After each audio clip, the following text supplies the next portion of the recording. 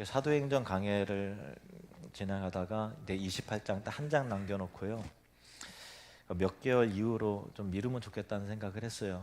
왜냐하면 이제 곧 고난 주간이고 또 부활절이고 또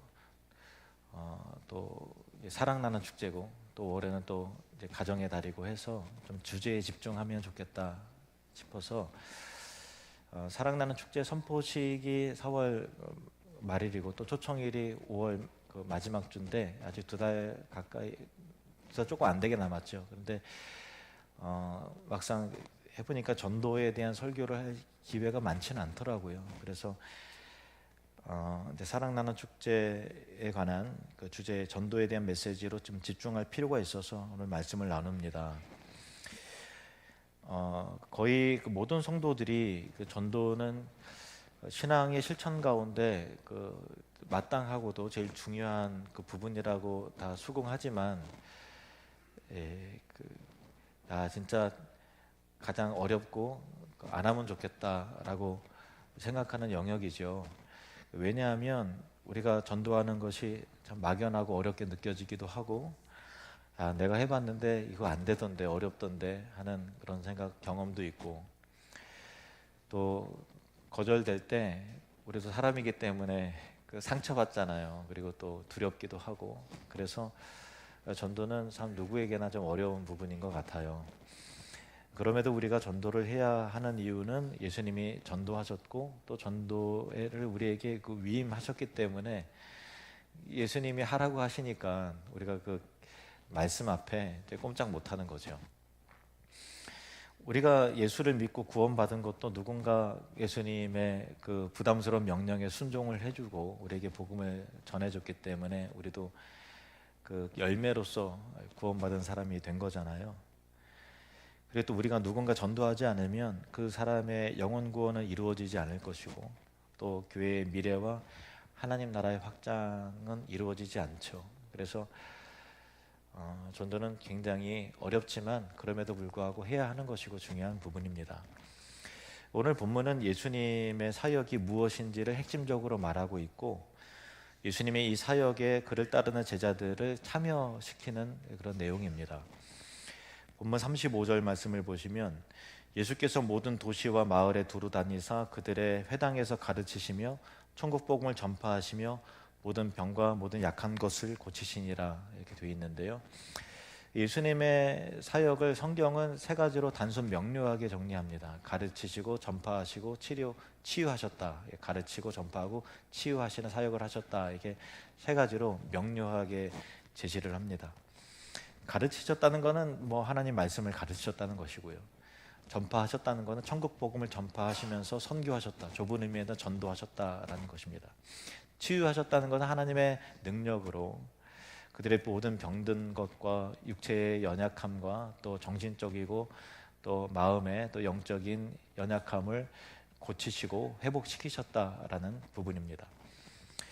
그래서 예수님을 따르는 제자된 공동체 곧 교회는 하나님의 말씀을 가르치고 또 복음을 전파하고 전인적 치유와 회복을 돕는 이 사역이 우리가 선택사항이 아니고 주님께서 하신 것을 그대로 본받아 위임하셨기 때문에 교회는 가르치고 전파하고 또 치유하는 사역을 해야 되는데 건강한 교회는 이 모든 것들이 힘있게 이루어지고 균형이 잘 이루어지는 모습들이 보여지는 거죠.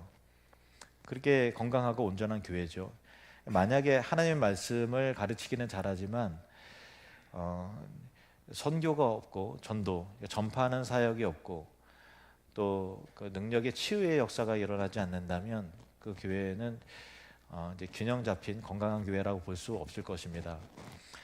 또 전도도 열심히 하고 능력의 치유가 있지만 그 말씀이 진리에서 떠났어요. 하나님의 말씀을 가르치지 않아요. 그러면 그 교회는 건강한 교회가 될 수 없겠죠.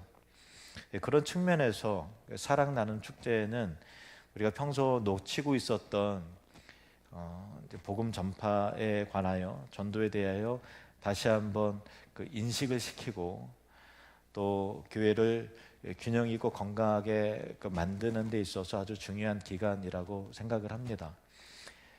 그러면 우리가 사랑나는 축제를 단순히 거쳐가는 연중 행사나 프로그램이 아니라 그리스도 앞에서 우리가 교회 본질로서 회복해야 될 정신과 회복해야 될 가치라고 생각한다면 우리가 어떤 자세를 가져야 할지 우리가 믿고 따르는 예수님을 모델로 해야만 되겠죠.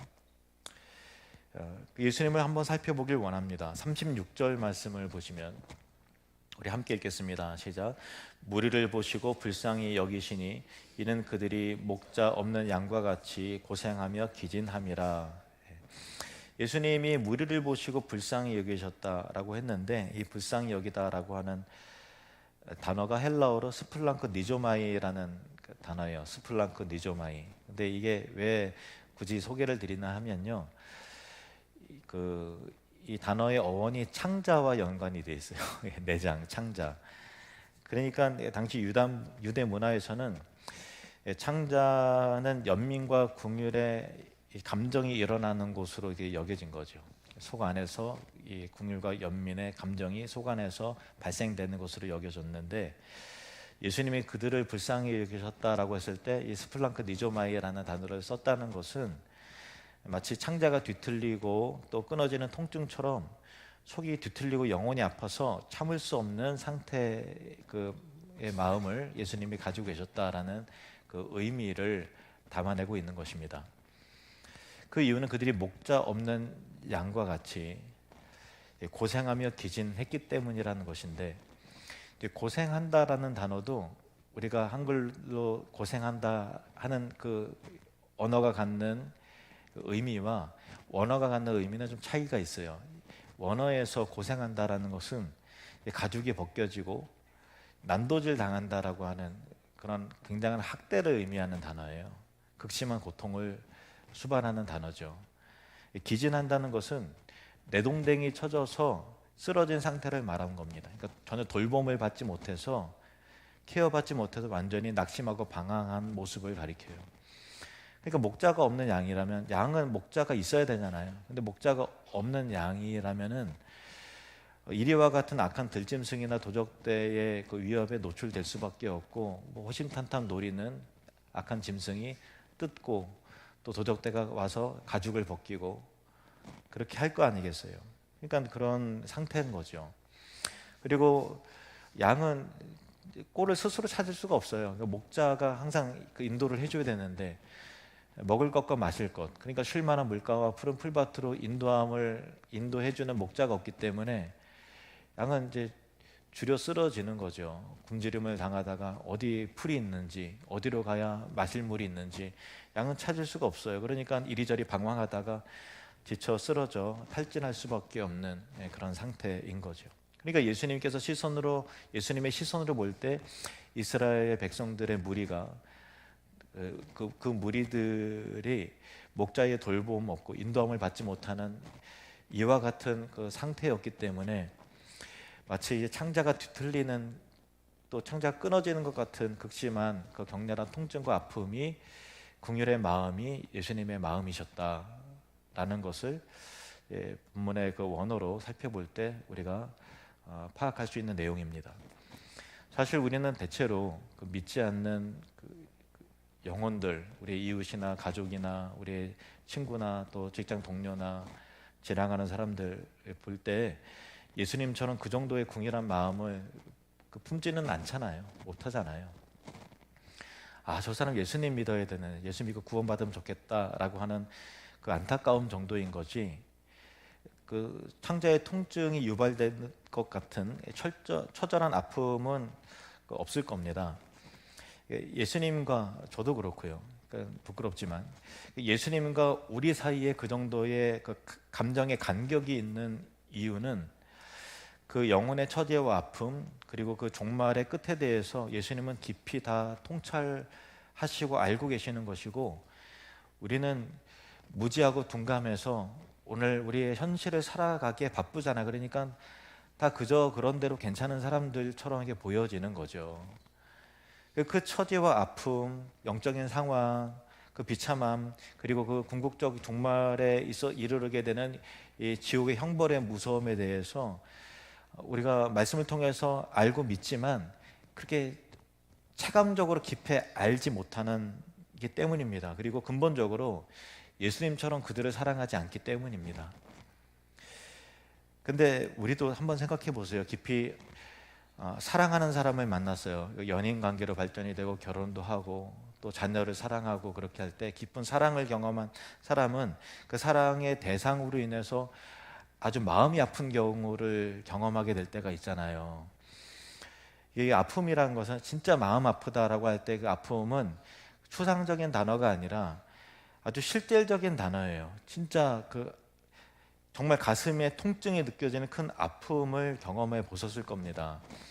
어느 이제 유행가 가사처럼 총 맞은 것처럼 구멍이 이 가슴이 뻥 뚫려서 어떻게 다 모든 게 새어 나온 것 같은 그런 실제의 통증인 겁니다. 그러니까 예수님이 무리를 보시고 불쌍히 여기셨다라고 했을 때 스플랑크 니조마이라는 단어를 쓰신 것은 그 단어가 갖는 적절한 처절한 궁혈의 아픔에 대해서 이해를 돕자면 우리가 사랑할 때 그 사랑의 대상으로부터 느꼈을 때에 느끼는 그 아픔과 비유될 수 있을 것입니다. 예수님이 무리를 보시고 불쌍히 여기는 그 깊은 아픔, 그 사랑의 마음을 본받는 것이 하나님을 아버지라고 부르는 아들과 딸의 마땅한 자세겠지요. 빌립보서 2장 5절 말씀입니다. 우리 같이 읽겠습니다. 시작. 너희 안에 이 마음을 품으라. 곧 그리스도 예수의 마음이니. 예수님의 마음을 품는 자가 그리스도의 제자다. 예수를 믿는 자다라는 거예요. 예수님의 마음을 품는 자가 너희 안에 이 마음을 품으라. 곧 그리스도 예수의 마음이니. 사도 바울은 예수님의 마음을 품었어요. 그래서 예수님처럼 영혼을 사랑하고 그 마음 아파하는 그 감정이 있었어요. 그래서 선교하고 그 마음으로 복음 전하고 전도하고 교회를 세웠습니다. 빌립보서 1장 8절 말씀. 내가 예수 그리스도의 심장으로 너희 무리를 얼마나 사모하는지 하나님이 내 증인이시니라 이렇게 말했어요.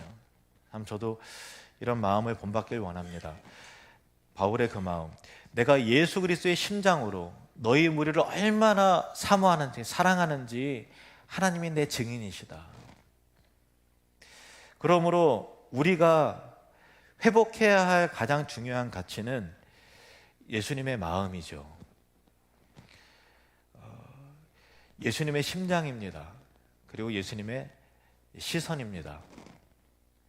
예수님의 마음으로 그리고 예수님의 시선으로 볼 때 겉으로 보여지는 그 사람의 그 화려함 뒤에 감춰진 불쌍하고 가난하고 목말라 하는 그 영혼이 보이기 시작하고 그 사람의 표면적으로 성공적으로 보여지는 삶 일면에 공허함과 그 갈증이 보이기 시작하고 그 사람의 아무런 문제 없어 보이는 모습 뒤에 교양이 있어 보이는 그 모습 뒤에 죄악과 부패함과 또 정욕으로 뒹굴고 있는 그래서 다가올 심판과 진노를 당하게 되는 것을 보게 되는 것이죠.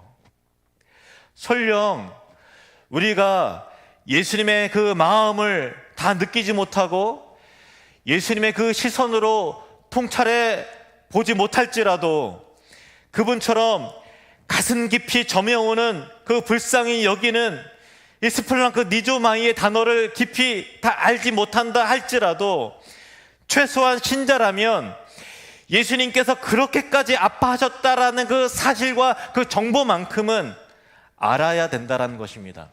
그 아픔이 내 것은 아니다 할지라도 예수님이 그 정도로 아파하셨다구나라는 정도는 알아야 한다는 것입니다. 그것을 안다면 우리가 비록 내장과 심장이 조여오고 아파오는 전도까지는 못해도 마음 한 조각이라도 움직여가는 순종은 시작되는 것이죠. 어떤 그 어머니가 여자분이 전도를 고민하다가 기도 중에 그 마음의 감동으로 하나님으로부터 이런 질문을 받았다고 해요. 야, 만약에 지금 내 아들이 지옥을 향해 달려가고 있다면 너는 어떻게 하겠느냐? 그 여인은 말했습니다. 하나님, 죽기 살기로 막겠습니다. 붙들고 꿇어 엎드려서라도 멈추게 하겠습니다. 그러고 나서 깨달았다고 합니다. 하나님도, 예수님도 그런 마음이시구나. 조선에 최초로 들어온 그 장로교 선교사는 여러분 잘 아시는 언더우드 선교사입니다.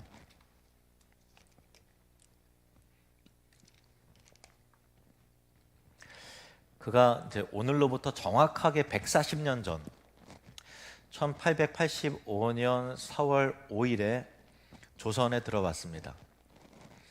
그가 조선 땅을 밟으면서 얼마 되지 않아서 너무 낙심이 되고 뭘 해야 될지 너무나 막연하고 참 막막해서 기도한 것으로 알려져 있는 유명한 기도문이 있어요.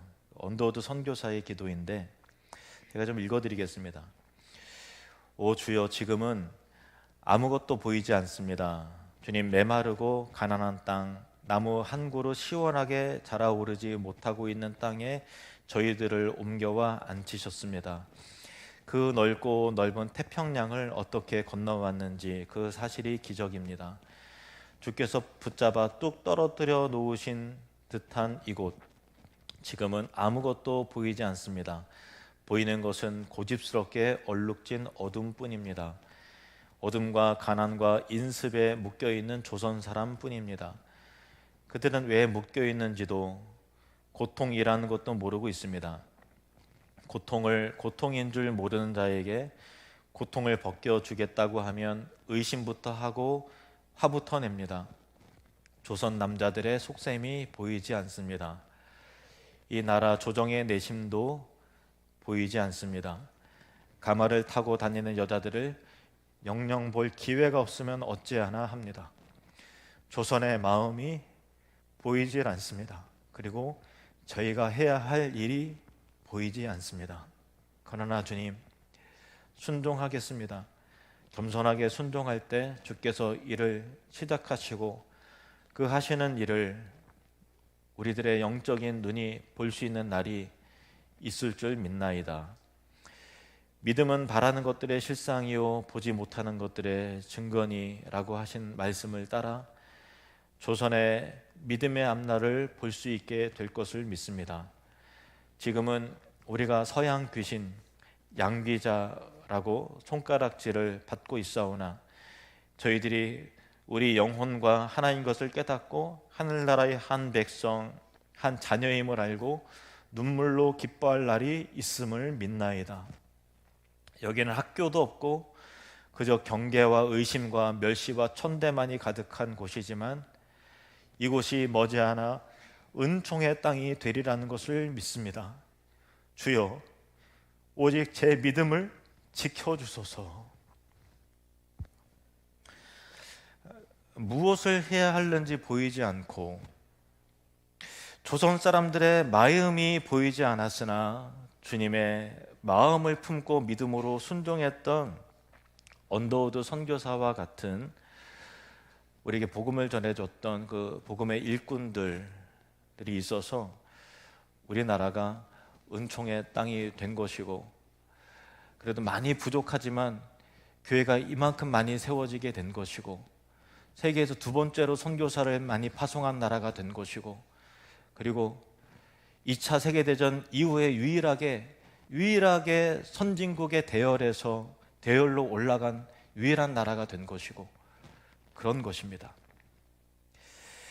목자 없는 양같이 고생하며 기진하는 무리들을 보시고 마음이 아프셨던 예수님은 제자들에게 이렇게 말씀하십니다. 37절 말씀 함께 있습니다. 이에 제자들에게 이르시되 추수할 것은 많되 일꾼이 적으니, 추수라는 것은 영혼 구원의 때를 가리키죠. 추수할 때 이렇게 물은 익은 곡식들을 제때 걷어야만 창고에 차는 것이지, 못 걷으면 그 곡식들이 다 떨어지고 열매는 뭉그러지고 땅에 떨어지고 수확이 안 될 것 아닙니까? 복음을 받아들일 준비가 된 영혼들을 때에 맞게 추수하지 않으면 안 된다라고 하는 영적 긴박성에 대해서 말씀하시는 겁니다. 추수할 것이 많다는 것은 추수해야 할 영혼이 그때나 지금이나 준비된 영혼이 풍성하다는 거예요. 요한복음 4장 35절 말씀을 보시면 너희는 넉 달이 지나야 추수할 때가 이르겠다 하지 아니하느냐? 그러나 나는 너희에게 이르노니 너희 눈을 들어 밭을 보라, 희어져 추수하게 되었도다. 너희 생각에는 추수할 영혼이 없는데요, 무르익지 않았는데요, 전도할 대상자가 없어요, 다 강팍한 사람들 뿐입니다, 아무도 제 말을 듣지 않아요, 누굴 전도해야 됩니까? 아무도 없어요 라고 하지만 나는 너희에게 이르노니 눈을 들어 밭을 보라, 무르익은 곡식들이 많다, 준비된 영혼들이 있다라는 거예요. 우리 생각은 구원받을 영혼이 적은 것 아닌가 하고 전도할 사람이 주변에 없다고 생각을 다 하잖아요. 그런데 예수님은 그게 아니라는 거예요. 우리가 예수님보다 더 잘 알겠습니까? 예수님은 그게 아니라는 거예요. 준비된 영혼이 있고 무르익은 곡식들이 있다라는 것입니다. 문제는 일꾼이 적다는 것이죠. 믿는 자가 입을 열지 않는다라는 거예요. 삶을 통해서 그리스도를 보여주지 않는다라는 것입니다. 우리의 삶의 스토리를 얘기하지 않는다라는 거예요. 우리가 만난 주님을 우리가 부끄러워하고 있다라는 거예요. 우리가 용기를 내지 않는다라는 것입니다. 우리가 찾아가지 않는다라는 거예요.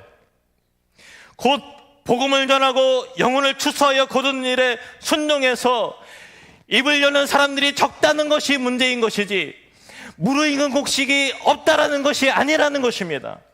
그러니까 구원할 영혼, 전도할 대상자가 없는 것이 아니라 구원하는 사람이 없고 전도에 순종하는 일꾼이 없고 복음을 전하는 교회가 예나 지금이나 적다는 것이 우리의 현재의 모습을 겸손하게 돌아보게 하는 말씀이라는 것입니다.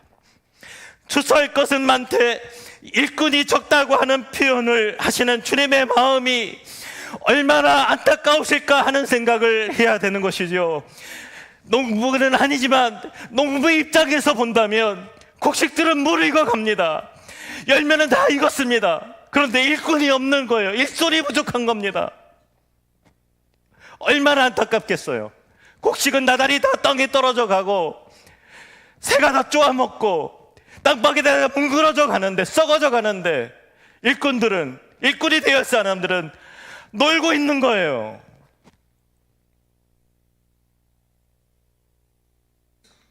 그래서 일꾼을 애타게 찾으시는 하나님의 부르심에 이사야 선지자가 응답하면서 말한 이 말씀을 우리는 마음 깊게 새겨보기를 원합니다. 이사야 6장 8절 말씀 우리 같이 읽겠습니다. 시작. 내가 또 주의 목소리를 들으니 주께서 이르시되 내가 누구를 보내며 누가 우리를 위하여 갈꼬 하시니 그때 내가 이르되 내가 여기 있나이다 나를 보내소서 했더니.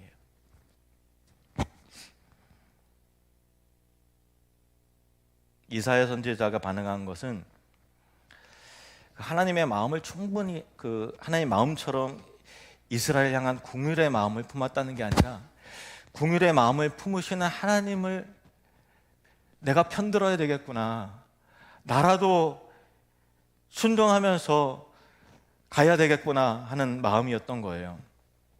내가 여기 있나이다 나를 보내소서. 추수할 일꾼이 적다는 것은 주님의 제자된 우리가 먼저 복음을 전하는 일꾼이 되어야 한다는 도전의 말씀인데, 저와 여러분이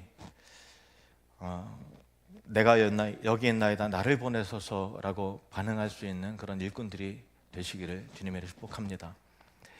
예수님이 이어서 말씀하세요. 38절 말씀 시작. 그러므로 추수하는 주인에게 청하여 추수할 일꾼들을 보내주소서 하라 하시니라. 추수하는 주인이란 거는 추수의 주관자이신 그 농부 대신 하나님을 말씀하는 거죠. 영혼의 주관자이신 하나님에게 추수할 일꾼들을 보내달라고 기도함으로 간곡하게 요청해야 된다라는 겁니다. 그러니까 영혼을 구원하는 추수가 근본적으로 하나님께 달려 있는 거죠.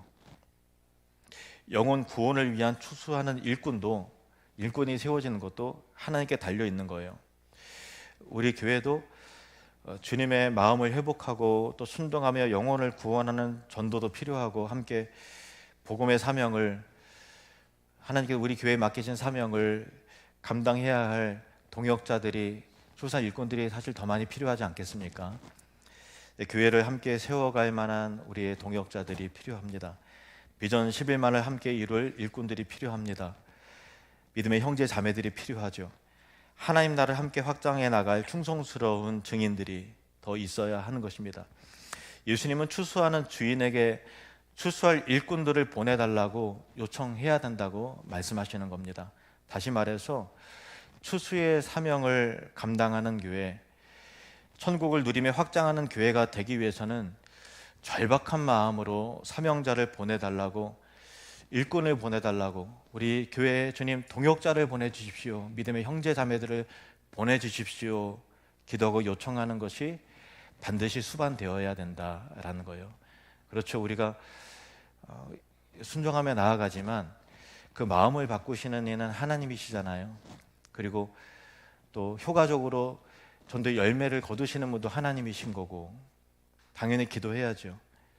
사도 바울은 전도의 열매를 위해서 늘 기도하였고, 그리고 또 동역자들에게 복음 전도를 위한 기도 요청을 했습니다. 골로새서 4장 3절 말씀을 보겠습니다. 또한 우리를 위하여 기도하되 하나님이 전도할 문을 우리에게 열어주사 그리스도의 비밀을 말하게 하시기를 구하라. 내가 이 일 때문에 매임을 당하였노라. 에베소서 6장 19절, 또 나를 위하여 구할 것은, 기도할 것은 내게 말씀을 주사 나로 입을 열어 복음의 비밀을 담대히 알리게 하옵소서 할 것이니. 그러니까 영혼 구원을 위해서, 복음의 사명 위해서 너희가 나를 위해서 기도해 달라.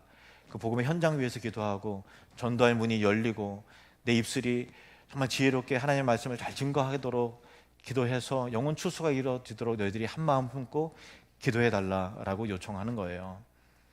예수님께서도 영혼 구원의 열쇠는 우리 아버지께 달려있다고 말씀하셨습니다. 요한복음 6장 44절에 같이 읽을까요? 시작. 나를 보내신 아버지께서 이끌지 아니하시면 아무도 내게 올 수 없으니 오는 그를 내가 마지막 날에 다시 살리리라. 하나님께서 이끌지 않으면 아무도 주님께 나올 수 없다라는 거예요. 그러므로 사랑나는 축제는 전도 축제이면서도 영혼을 구원하는 기도 축제이기도 합니다. 사랑나는 축제는 우리가 추수할 일꾼으로 자원하면서 순종하는 축제이면서 동시에 하나님 우리에게 추수할 일꾼을 보내주십시오, 교회를 함께 세워나갈 믿음의 형제 자매를 보내주십시오 라고 하는 동역자들, 일꾼들을 모으는 축제이기도 한 것입니다. 우리가 추수를 위해 기도하고 추수할 일꾼들을 보내달라고 기도하면서 예수님의 긍휼한 마음을 품고 예수님의 시선으로 순종하며 나아갈 때 하나님의 이군곡식을 거두게 하시고 더 많은 추수가 이루어질 수 있도록 추수할 일꾼도 보내주실 줄로 믿습니다. 사랑나눔 축제를 시작한 지가 15년이 흘렀더라고요. 지난 15년의 역사 속에서 저는 개인적으로 2011년도에 사랑나눔 축제가 가장 기억에 많이 남더라고요. 왜냐하면 우리에게 두려움이 있었는데 믿음으로 기도하고 순종했더니 실제로 가장 많은 추수가 이루어졌고, 또 곡식들이 또 추수할 일꾼들이 되어서 함께 교회를 세워나가서 일꾼들도 많이 세워졌거든요. 근데 사실 그때를 돌이켜보면 우리가 뭐 대단한 거 한 건 아니었어요. 물론 열심히 준비하고 했죠. 기도하면서 했는데 우리에게 뭐 대단한 능력이 있었던 게 아니었어요. 그때 정말 많이 초청하고 데리고 오시고 전도하신 분들 잃어보니까 그냥 뭐 문자만 보냈는데요. 그냥 뭐 전화만 한번 돌렸는데요. 그런데 오겠다고 그러대요. 뭐 그런 거였지. 야, 이게 그런 거구나 싶을 정도로 참 희한한 일들이 일어났거든요. 하나님이 열매를 맺게 하신 것이죠. 하나님이 교회 일꾼들을 보내주셨어요. 우리가 지난 송구 영신 예배 때 함께 나눈 말씀을 기억하기를 원합니다. 야곱이 형 에서를 피해서 바단 아람으로 도망갈 때 베델이라는 곳에 이르러서 노숙을 하며 살 때 꿈에 하나님을 만납니다. 하나님께서 나와 함께 하시는구나. 그래서 그것을 베델이라고 야곱이 이름을 줘요. 그리고 이제 바단 아람 즉 하란 땅으로 이제 도망가서 그곳에 정착하며 살면서 이제 결혼도 하고 또 속고 속이면서 치열한 인생살이 속에서 20년의 삶이 휙 하고 지나갑니다. 20년이 지난 그때에 하나님께서 꿈에서 야곱에게 나타나 하신 말씀이 이겁니다. 창세기 31장 13절 말씀 보시면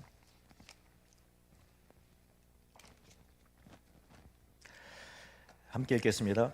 나는 베델의 하나님이라 내가 거기서 기둥에 기름을 붓고 거기서 내게 서원하였으니 지금 일어나 이곳을 떠나서 내 출생지로 돌아가라 하셨느니라. 하나님을 처음 만난 그때로 순수함이 있었던 때로 돌아가라는 거예요. 약속의 땅으로 돌아가라. 여기는 너의 기업이 없다. 기업이 있는 곳으로 돌아가라 라는 거죠. 그때 주님을 만났던 그때 그 모습을 회복해라 라는 거예요. 우리가 삶을 살아가면서 하나님의 인도하심을 받으면서 성경의 지식도 늘고 어느덧 예배 생활도 익숙해지고 또 여러 가지 봉사도 능숙해지고 그래서 성숙해진 것도 맞고 교회 일꾼 된 것도 맞지만 이제 순수함도 잃어버린 것도 맞죠. 그리고 여러 가지 다양한 일들을 겪으면서 우리가 예민해지고 상처 입은 것도 맞죠. 목사가 되고 장로가 되고 안수집사 권사가 되고 전도회장이 되고 임원이 되고 한 거 맞지만 그냥 아무것도 몰랐던 시절 그냥 복음이 좋고 교회가 좋고 예수님이 좋고 기도하는 것이 좋고 예배가 좋고 하나님 아버지를 정감 있는 언어로 나의 아버지라고 부르면서 눈물 흘리고 했던 그 순수한 열정과 헌신의 다짐을 우리가 어느새 잃어버린 것도 맞지 않겠습니까? 그런데 여러분,